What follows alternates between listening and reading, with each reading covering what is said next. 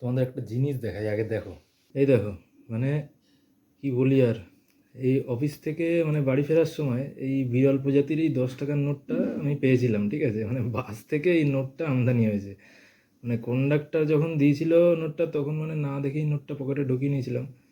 এছাড়া বাড়ি এসেই দেখি এই কেলোর কীর্তি হয়ে গেছে। মানে আমি যদি নোটটা চেক করে নিতাম, মানে তাহলে আমি এই নোটটা নিতামই না।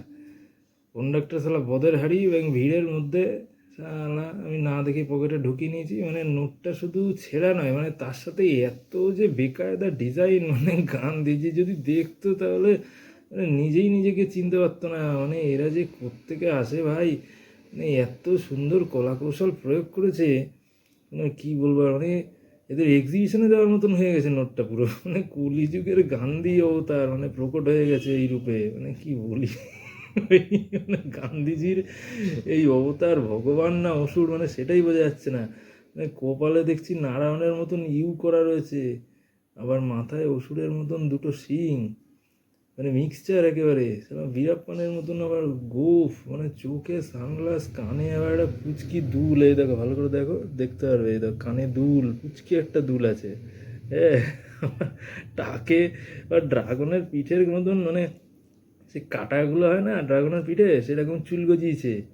হ্যাঁ, মানে একদম, মানে কি বলবো, সোয়াগওয়ালা গান্ধী একদম। ব্যাং গান্ধী, মানে গা দিয়ে একটা ন্যাচারাল পারফিউমও বেরোচ্ছে।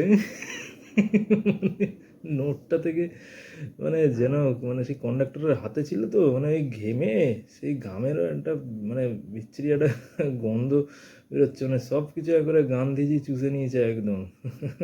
এই আর্টিস্টকে মানে যদি আমি পেতাম তাহলে একবার প্রণাম করতাম। মানে সত্যি ভাই, মানে এরা যে কোত্থেকে ভাই আসে, এদেরকে লুফে নেবে একদম মিউজিয়াম এদেরকে। মানে আর্ট ক্রিয়েটিভিটি একদম ঝরে ঝরে পড়ছে একেবারে।